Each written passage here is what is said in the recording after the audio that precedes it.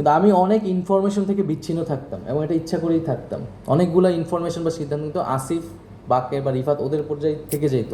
আমার সাথে বা আমরা যারা যে কজন খুবই ক্লোজ ছিলাম তার মধ্যে আসিফ অন্যতম। পুরো ফিল্ডের দায়িত্বটা আসিফ, বাকের প্রধানত দেখতো এবং তাদের সাথে রিফাত, হাসিফ, তাদের ওরা সমন্বয় করতো। আন্দোলনে একটা পর্যায়ে হয়েছে আমি ফিল্ড থেকে অনেক বেশি বিচ্ছিন্ন হয়ে গেছিলাম, মানে আমাকে যেহেতু উপর লেভেলে অনেকগুলো যোগাযোগ বা অনেক কিছু ডিসিশন মেকিংয়ে থাকতে হইতেছে একটু, কিন্তু আসিফ বাকের পুরো ফিল্ডের পুরো ডিসিশনগুলা বা বাস্তবায়নের জায়গাটা ওরা সবসময় করছে এবং আসিফ অনেক সাহসী ভূমিকা নিছে, অনেক সাহসী সিদ্ধান্ত এক সময় ও মানে এক একটা সময় ওর থেকেই আসছে। 15 তারিখের যে কর্মসূচিগুলো, 15 তারিখ যে আমরা কর্মসূচি দিলাম, 14 তারিখ রাত 3টা বাজে আমরা ঘোষণা করা হয়েছে। বেসিক্যালি কর্মসূচির কথা আমি জানতাম না, কারণ আমাকে কানেক্ট করা যাচ্ছিল না এবং ও ওই কর্মসূচিটা ঘোষণা করে ফেলছে যাদের সাথে যোগাযোগ করতে পারছে। তা আমাদের মধ্যে এরকমও হয়েছে যে আমরা যে সবসময় যোগাযোগ করে সিদ্ধান্ত নিতে পারছি এরকম না, কিন্তু কেউ একজন যখন একটা সিদ্ধান্ত দিয়ে ফেলছে আমরা সবাই সেটাকে ওন করছি এবং সেই সিদ্ধান্তটা আমরা সবাই মিলে বাস্তবায়নের চেষ্টা করছি।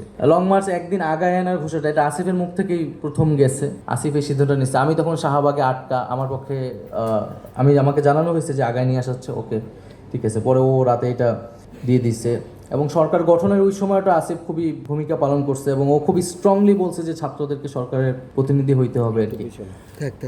আমার একটু নিমরাজি ছিল যে না, গণঅভ্যুত্থানের প্রতিনিধিকে এই সরকারে থাকতে হবে, নাইলে এই সরকারের আমাদের যে দাবি দাওয়াগুলো সেটা আসলে বাস্তবায়ন করার সম্ভাবনা কতটুকু থাকবে এটা আমরা এখনো শিওর না এবং সরকার কি হয় আমরা জানি না। যখন সেনাবাহিনী সহ 3 বাহিনীর সাথে বার্গেনিং হয় সেখানেও আসিফ একটা বোল্ড ভূমিকা পালন করছে।